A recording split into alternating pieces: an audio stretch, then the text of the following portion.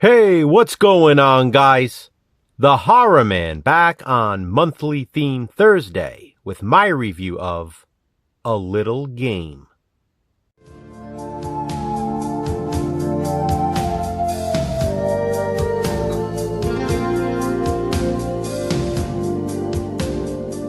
This month's theme has been made-for-TV horror movies. Every Thursday, Jason and I have reviewed different made-for-TV horror films. I began the month with one of my favorites of all time, and now I'm ending the month with another favorite. This one was actually a first-time watch, though. A Little Game is a 1971 made-for-TV horror movie. I had no idea it was set on Christmas, but I had always heard great things. I will inevitably review this one again for the 12 Days of Christmas at some point. Not this year, maybe next, or even the year after.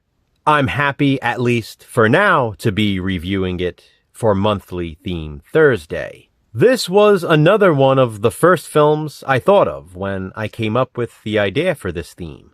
Like I said, I had always heard good things about it, and it would be the perfect opportunity to finally watch it. But then I almost replaced it with something else. After watching and reviewing Trapped, which premiered in 1973, and then later watching and reviewing Terror on the Beach, also from 1973, I thought maybe I should find a TV movie released in a different decade.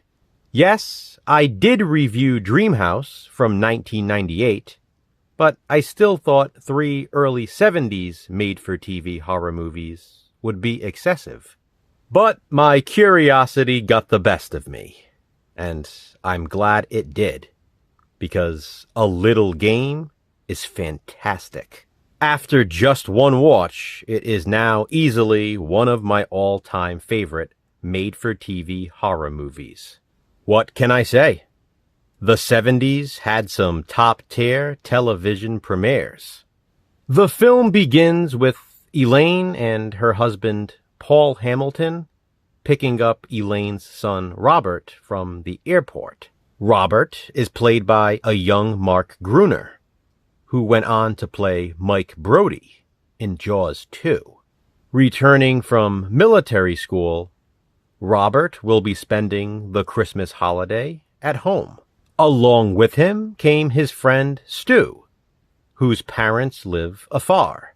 He will also be spending Christmas with the Hamiltons. Both boys are only 13 years old, by the way. Robert does not like his stepfather, Paul. His real father died in a car accident, and Robert is obsessed with his dead dad.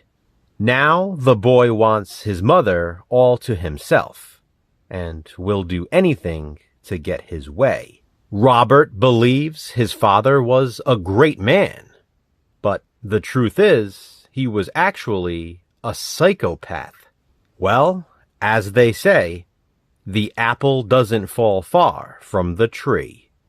Robert himself is also psychotic, and he may very well be one of the creepiest killer kids in movie history. Yes, I said killer kid. It turns out a rival classmate of Robert at his military academy died under strange circumstances. It was ruled an accident, but when Paul finds out about it, he believes Robert murdered the other boy. Paul hires a private investigator in an attempt to confirm his suspicions, and then another possible murder is added to the mix. Elaine, on the other hand, refuses to believe her son is anything but innocent. But there is one person who can confirm or refute the allegations. Stu knows the truth, but if he reveals it, he might be Robert's next victim. Paul is obviously also a target in A Little Game.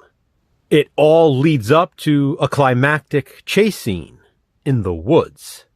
And believe me when I say, no one is safe from Robert's wrath. Wow, this movie is nuts. I did not expect it to be so bonkers. Robert is crazy.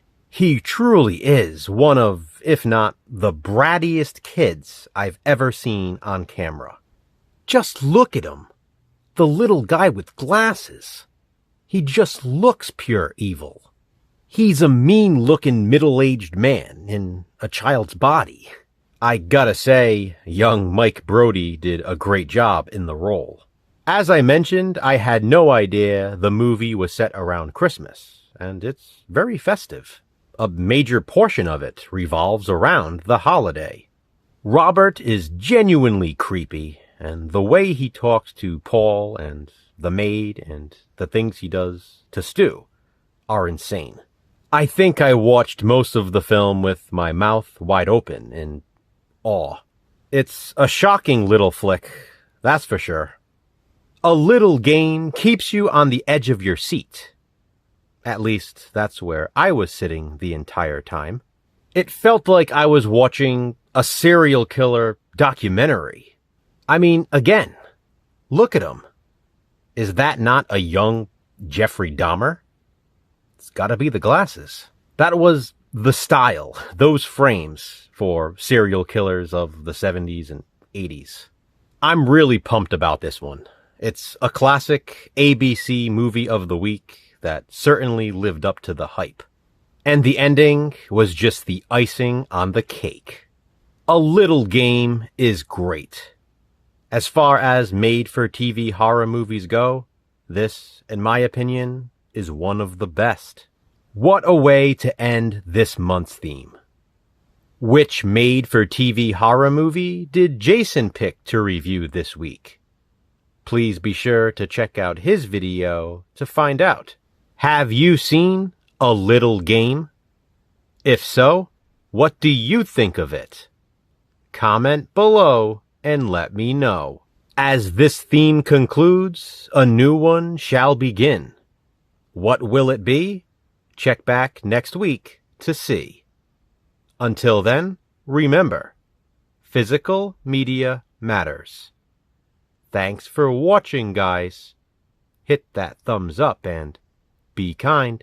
Subscribe.